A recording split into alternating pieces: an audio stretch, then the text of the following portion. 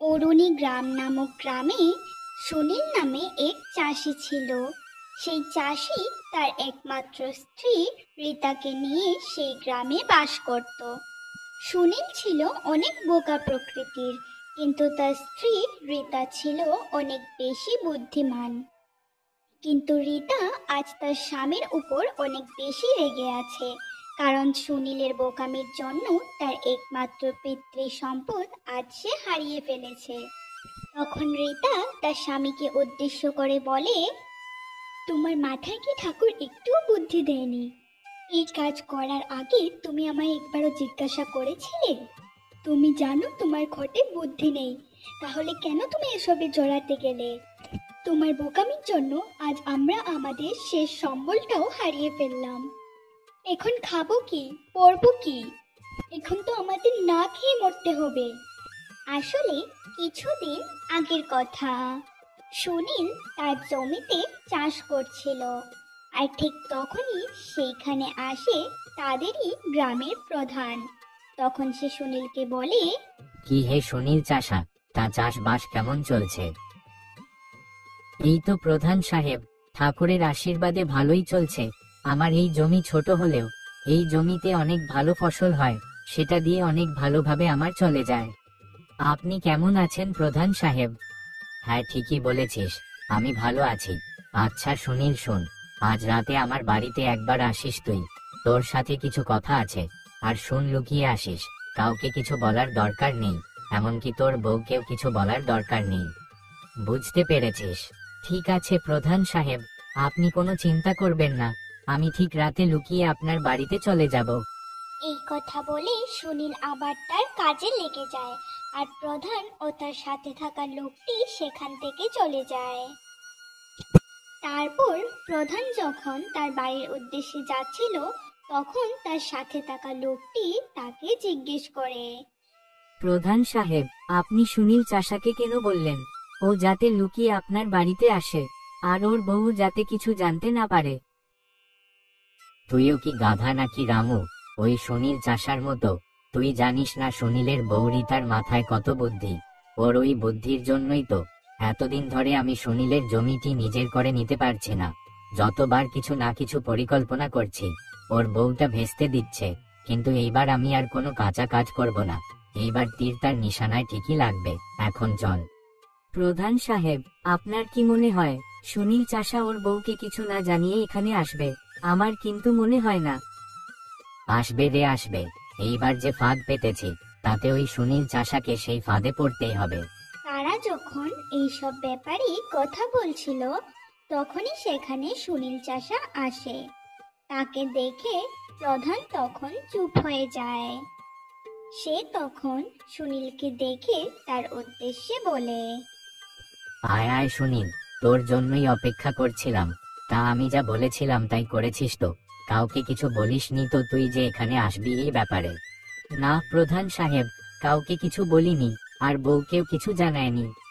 বাস সাব্বাস, সবাই যে কেন বলে তোর ঘটে বুদ্ধি নেই। আচ্ছা শোন, আমার উত্তরের দিকের যে চাষের জমিটা আছে সেটা আমি তোকে দিয়ে দেব, টাকা পয়সার দরকার নেই, বিনামূল্যেই দিয়ে দেব।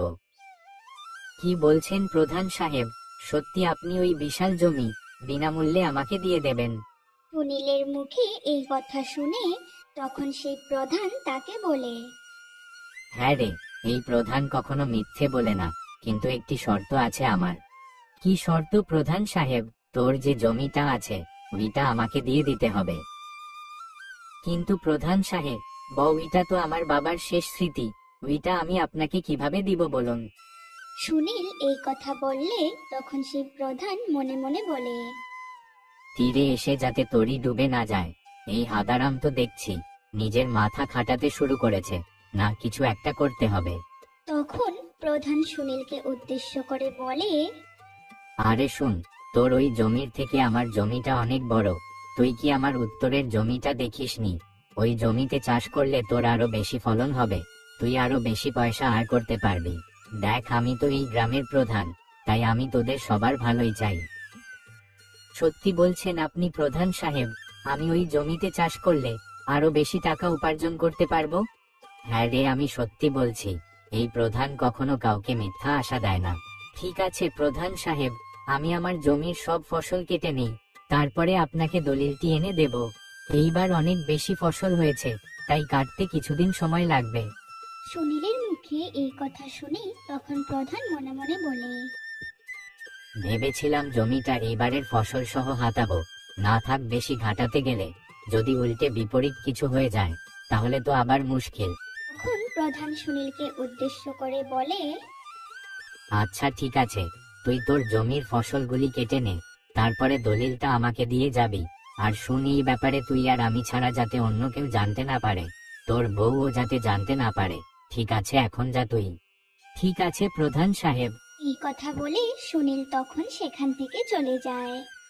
নীল সেখান থেকে চলে গেলে প্রধানের সাথে থাকা লোকটি তখন প্রধানকে বলে, প্রধান সাহেব, আপনি সুনীল চাষাকে যে জমিটা দিবেন ওইটা তো পরিত্যক্ত পাথুরে জমি, ওই জমি আর চাষের উপযোগী নয়। ওই জমিতে তো সুনীল চাষা কিছুই ফলাতে পারবে না। তার জন্যই তো জমিটা দিয়ে দিলাম ওকে। ওই জমির আমার আর কোনো প্রয়োজন নেই, কিন্তু সুনীলের জমির আমার দরকার। ও যদি কোনোভাবে টাকা চাইতো জমির জন্য, তাই এই পরিকল্পনা। তার কিছুদিন পরেই সুনীলের জমি সব ফসল কাটা হয়ে গেলে সে সেই জমির দলিল প্রধানের কাছে নিয়ে আসে। এই নিন প্রধান সাহেব, আমার জমির দলিল নিয়ে এসেছি। এই কথা বলে সুনীল তার জমির দলিল প্রধানকে দিয়ে দেয়। পরের দিন সকালবেলা প্রধানের লোক সুনীলের সেই জমিতে চাষ করছিল, আর তখনই সেই রাস্তা দিয়ে সুনীলের বউ রীতা যাচ্ছিল। সে তাদের জমিতে প্রধানের লোকদেরকে কাজ করতে দেখে কিছুটা অবাক হয়। তখন সে প্রধানকে উদ্দেশ্য করে বলে, এ কি প্রধান সাহেব, আপনার লোক আমাদের জমিতে কেন কাজ করছে? এই যে সুনীল চাষার বউ, তোমার স্বামী নিজেই তো আমাকে এই জমি দিয়ে দিয়েছে। এখন থেকে এই জমি আমার, তাই আমার লোক এই জমিতে চাষ করছে। আমার স্বামী কিছুতেই এই কাজ করবে না, কারণ এই জমি আমার শ্বশুরের শেষ স্মৃতি। সে কিভাবে আপনাকে জমিটা দিয়ে দেবে? তোমার স্বামীকে তো তুমি চেনোই, ওর বোকামির জন্যই আজ এই জমি আমার। ওই প্রধান তোমাকে বোকা বানিয়েছে। ওই জমি পরিত্যক্ত এবং পাথুরে জমি। ওই জমিতে চাষ করা কিছুতেই সম্ভব না। নিজের স্ত্রীর মুখে সমস্ত কথা শুনে সুনীল বুঝতে পারে সে কত বড় বোকামি করে ফেলেছে। যে করেই হোক আমি আমাদের জমি ফিরিয়ে আনবই। এবার ওই প্রধান আমার বুদ্ধির খেলা দেখবে।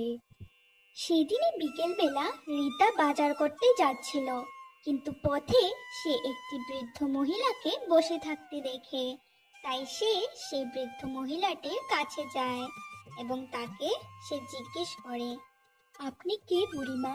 আপনাকে এই গ্রামে এর আগে তো কখনো দেখিনি। আমি একজন ভিক্ষুক মা, এই গ্রামে ওই গ্রামে ঘুরে বেড়াই। এই গ্রামে আজ এসেছি মাত্র, তাই তুমি আমাকে দেখোনি এর আগে কখনো। বৃদ্ধা মহিলাটির কথা শুনে তখন রীতা তাকে উদ্দেশ্য করে বলে, ঠিক আছে বুড়িমা, আপনি আমার সাথে আমার বাড়িতে চলুন, আমি আপনাকে খেতে দেব। তুমি সত্যি বলছো মা? তুমি আমাকে খেতে দেবে? আমি দুদিন ধরে কিছুই খাইনি। ভগবান তোমার মঙ্গল করুক। এই কথা বলে রীতা সেই বৃদ্ধ মহিলাকে সঙ্গে নিয়ে তার বাড়ির উদ্দেশ্যে যায়।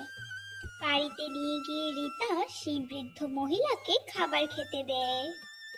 তোমাকে অনেক ধন্যবাদ মা, আমি দুদিন ধরে না খেয়েছিলাম, তুমি আমায় পেট পুড়ে খাইয়েছো। ভগবান তোমার মঙ্গল করুক। এভাবে বলবেন না বুড়িমা, আপনি আমার মায়ের বয়সী। কিন্তু বুড়িমা, আপনি কি আমায় একটি সাহায্য করতে পারবেন? বলো মা, কি করতে হবে? তোমার জন্য কিছু করতে পারলে আমারও অনেক ভালো লাগবে। তারপর রীতা সেই বৃদ্ধ মহিলাটিকে বলতে শুরু করে তাকে কি কি করতে হবে। সেদিন রাতে প্রধান তার ঘরে শুয়েছিল। তখনই সেই ঘরে সেই বৃদ্ধ মহিলাটি প্রবেশ করে এবং প্রধানকে ডাকতে থাকে। এই প্রধান, ঘুম থেকে উঠো বলছি।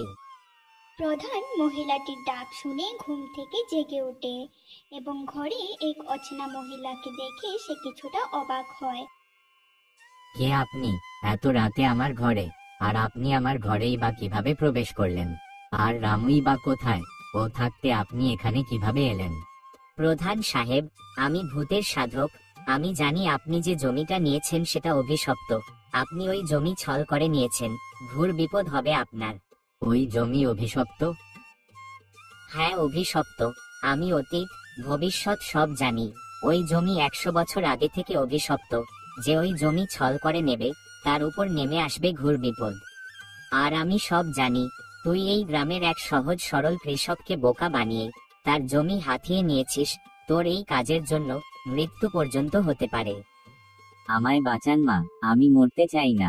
হ্যাঁ, আমি স্বীকার করছি, ওই জমি আমার নয়। আমি ছল করে ওই জমি নিজের নামে করে নিয়েছি। প্রধান যখনই নিজের অন্যায় স্বীকার করে তখনই সেই ঘরে রীতা ও সুনীল প্রবেশ করে। প্রধান সুনীল ও রীতাকে এই সময় নিজের ঘরে দেখে অনেক বেশি অবাক হয়ে যায়। তোমরা তোমরা এই সময়ে আমার বাড়িতে কি করছো? তোমরা কিভাবে আমার ঘরে প্রবেশ করলে? কে তোমাদের অনুমতি দিয়েছে? শুধু আমরাই নয় প্রধান সাহেব, গ্রামের প্রত্যেকটা লোক আপনার ঘরের বাইরে দাঁড়িয়ে আছে। আপনি এক্ষুনি যা যা স্বীকার করেছেন তা গ্রামের সবাই শুনে ফেলেছে। এখন আপনাকে আর কে বাঁচাবে প্রধান সাহেব? রীতার মুখে এই কথা শুনে প্রধান অনেক বেশি ভয় পেয়ে যায় এবং সে বুঝতে পারে তাকে ফাঁসানোর জন্যই এটা তাদের পরিকল্পনা ছিল। আর সে যেহেতু নিজের মুখেই সবকিছু স্বীকার করে ফেলেছে, এখন তার আর বাঁচার কোনো রাস্তা নেই। পরের দিন সকালবেলা সভা বসে প্রধানের বিচারের জন্য। সেখানে গ্রামের এক পণ্ডিত সবাইকে উদ্দেশ্য করে বলেন, যেহেতু প্রধান নিজের মুখেই বলেছে সে সুনীলের জমি ছল করে নিয়েছে, তাই সুনীলের জমি সুনীলকে ফিরিয়ে দেওয়া হবে। আর প্রধান আগামী 10 দিন সুনীলের জমিতে চাষাবাদ করবে। এটাই প্রধানের শাস্তি। তাই পরের দিন থেকে প্রধান সুনীলের জমিতে কাজ করতে শুরু করে। আর এভাবেই রীতা তার বুদ্ধি দিয়ে প্রধানকে তার কৃতকর্মের শাস্তি দেয় এবং তাদের জমি সে আবার তাদের কাছে ফিরিয়ে আনে। হ্যালো দোস্ত, আমি হলাম অ্যাঞ্জেল। আজকের এই গল্প তোমাদের কেমন লাগলো তা নিচের কমেন্ট বক্সে অবশ্যই জানিয়ে যাবে। আর এই গল্প তোমাদের বন্ধুদের সাথে শেয়ার করতে ভুলবে না কিন্তু। আর গল্পটি যদি তোমাদের ভালো লেগে থাকে তাহলে একটি লাইক করে দিও।